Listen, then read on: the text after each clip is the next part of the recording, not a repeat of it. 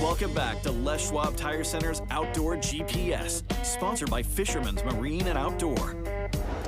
Welcome back, everyone. Thank you very much for joining us this morning. One day post our 250th anniversary here in the great country of the United States. I am so proud of that. We had a blast yesterday. I hope everybody else did. And it sure seemed like everybody else was having fun. Did you have a good 4th? We had a great 4th. We went to the baseball game, saw the fireworks. Amazing fireworks show. Okay. Amazing. Highly recommended. And I think they're doing it tonight again. Oh, really? There got to be tickets. If you have a question about what to do and you missed fireworks, Yeah. absolutely do it. Tell everybody which game you went and watched. We went to the Hillsboro Hops. Okay. And they're playing Spokane. Gotcha. And it was a good game. Low scoring, but it was a lot of good play in baseball. Yeah. And very enjoyable. And a great new stadium. The stadium is brand new. Yeah, They yeah. rebuilt it. Fabulous stadium, fabulous experience, and but the fireworks was really, Yeah, a big draw. That was a big draw for us. What a perfect thing to do, though, on 4th of July. Yeah. Go watch a baseball game and then a fireworks show. We go to a couple of games a year, and specifically target the fireworks because it's just so much fun. Yeah, that's very, very cool. Well, everyone, this is Mark Huh. I had a chance to meet him in February over at the Sportsman Show. And I'm just going to tell the story how it all kind of went. I'm standing there talking with Jack and Brandon Glass, and directly across from where those guys have their little booth, Mark actually had a booth just a little ways up, Xuqeru. Xuqeru, yeah. Okay, I said it right. Yeah. Not too far away. He literally just walked up to me and goes, "Hey, you want to check out my binos?" And I literally thought that, okay, we're talking about a large company. It's just binoculars, right? Turns out not so much. Small company. You're a local guy from Beaverton. Yeah. Now, we don't, obviously, based on television time, we don't have all the time to tell the entire story, but tell me how this all kind of started. How does somebody that's not in the optics business decide, okay, I'm going to get into the optics business? Well, so we're not actually an optics company. Okay. We have one product so far. That's our, so it's kind of like we have optics, we have some home goods, and we have some other fields that we have products in. Okay. But what we're really about is not products. It's everything starts with we had a need personally, right? And we went looking for a solution and couldn't find it, or we thought we found it. We were disappointed with what we got, and thought we're not so special. Other people must have the same need, and that's why we said we think this is a potential opportunity. So then, if we can find a solution, produce it with really good quality, at a price that makes sense economically, that's a trifecta. So we go for that. Okay, so we got to back up just a little. What was the issue you were trying to overcome? So the issue I was trying to overcome goes back, 20 years, where my eye doctor got tired of me complaining about wearing glasses, playing golf in the rain, going outside and everything fogs up, all these issues, and also having reader glasses scattered around my life. Sure. And he says, okay, we're going to fix this. We're going to give you what's called monovision, right? Where you get one eye for near and one eye for distance. Okay. And, they also talk about blended vision, and there's other things around that space. But that's the essence of the solution. And it means that I can read functionally with one eye, and distance is with my other eye, and your whichever eye becomes primary switches off. Your brain just does that normally. So I'm looking here with my left eye, but I'm looking across the room with my right eye, and I don't even know that it's happening. Okay. The problem is now my eyes are artificially farther apart in where they want to focus. Sure. And that difference is greater than what you get with just one diopter adjustment ring on the right-hand side. So I said, and I went through many, many pairs of binoculars. I kept buying more and more expensive. I'm just not spending enough money. And he could spend a lot. I mean, really and quickly. I did. I bet, yeah. Trust me, I did. And never solved the problem. And I was using them one eye at a time and just, giving up. And then I realized the problem. Went looking for binoculars with the extra adjustment on both sides, which is what we do. Yeah, which would be this guy right here. Exactly. Okay. And I even resorted to carrying, I couldn't find it, resorted to carrying around a monocular, which is basically one side of a binocular. Sure. Like a mini spotting scope. And that works, but you have a more narrow field of view. So when you're glassing a ridge or a draw or something like that, you're not seeing the whole picture, and you lose that stereoscopic, the two-eye depth perception, Sure. which is why binoculars exist. Sure, of course. And so that's our unique feature. But what we really wanted to make sure is that our product, when you go to use it, it's bright, it's clear, it's compact, substantial in your hands, but not so heavy that they become a fatigue and cause you to shake. Right. But binoculars, they have to have a certain amount of weight to keep you from normal muscle tremor, right. You from being that. all over the place, right? Yeah, you mentioned that when we first talked. I really found it to be very close to, for glass, that was 3 times the price. Exactly. Really, I mean, I literally was just checking out a pair of 10x42s by another manufacturer that were 3 times the price, and the weight was very, very similar, but you could tell by looking through the glass itself. And if you are familiar with binoculars or with any optics of this sort, or like, spotting scopes, whatever, you can really tell the clarity of the glass and what's in between the lenses as well. And the very first thing I noticed was that I could see from one end of the expo center to the other and read the sign where the fishing station was, or the fish pond for the kids. I could read the fine print and I could see the dots. Now, with a pair of $250 glass, you're not going to see that kind of definition from that distance. You know, it's not all that far. What would you call it from one side to the other? 100 yards? Well, 300. 300. Oh, see, this is why I'm a bow hunter, not a rifle hunter. But no, I really could see clearly. And the instant that you handed them to me and I did that, I was like, holy smokes, we got something here. Well, and actually, that's the experience we set out to create, right? I didn't tell you how good they were.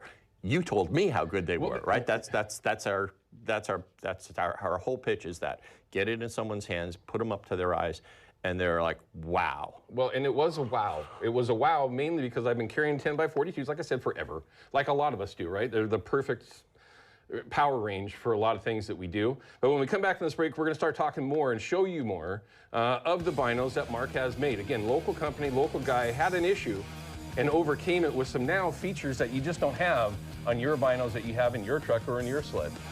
Pretty simple to say until you pick up a pair of these. We'll be right back. Outdoor GPS is sponsored by Hawk and Fishing, Perfection in Fishing Gear, Ocean, and the Saltwater Sport Fishing Show, and by Haxton's Canvas and Upholstery, the trusted name of the Pacific Northwest. Welcome back to Les Schwab Tire Center's Outdoor GPS, sponsored by Fisherman's Marine and Outdoor. Welcome back, everyone. We're having a chance to talk with Mark Huff for the first time. He's the owner of Xuqeru Binoculars, and we've already discussed a couple of the things, features of these binos, and why Mark needed to come up with a pair of binos that worked for him, that will also solve problems for all of us. And one of the things, again, that I appreciated, number one, was that you just literally walked right up to me and go, here, try them out. And that was the end of it. I had a chance to really get a good view through the binos to see what they actually were. So let's get a shot with that Maxima Tech Cam, please. And I just want to show you what you get in the box. I mean, you literally get everything that you're going to need for these binos. Now, a lot of us, Mark, and I'm sure you're aware of this, we're going to take these and we'll put them into some sort of chest rig, or we'll have them some way that we've got them close to us at all times when we're either in the woods, we're in the boat. For me, I keep them in the truck and the boat to make sure that I always can see everything, right, that I want to see. But everything's included in here when they do purchase them. Oh, don't want to lose that. But first things first, tell everybody what we got here. Okay, so, and to your point, chest harnesses, binocular harnesses, you can spend more time designing those than the optics themselves. I can believe right? that. And we didn't want to get into that because that's a whole new set of expertise. So we give you what you need, right? We give you a padded case, lens covers, the large size, the objective size, are permanently affixed, which so I love. They don't get lost. Yeah, I really like that. But they hang open naturally just due to gravity, right? And there's no strap to stretch or start to slide around at the worst possible moment. Yep. We give you a comfortable strap for the binoculars themselves. We give you a lens cloth. So just the basics of what you need, but we leave the really personal choice of harness Chest harness is very popular, but there's so many variations. You got, you know, spots for your GoPro or your iPhone phone and all camera and all these things. Again, the complexity of that design is it can exceed the binoculars, and we just didn't want to do that and it's extra expense. It drives our price up. I don't blame you at all. No benefit. Keep the price down as low as you can. Obviously, you're going to attract a much larger market. Exactly. Maybe that's where. So most of us, if we're going to go buy a pair of 10 to 42s, no matter what you're thinking, what manufacturer, you're looking in that $400 to $500 price range, depending on what it is you ultimately want to go after. Now, you can find them for less than that, and you can find them for well above that. But if you're trying to find that happy medium between quality and price, you're going to be in that $400 to $500 price range. It's just that simple. Now, the problem is, even in that $400 to $500 price range, you're going to have glass that is not going to be as nice as the glass that you're going to have when you're talking about the $2,000 10x42s. There's a reason for that cost, all right?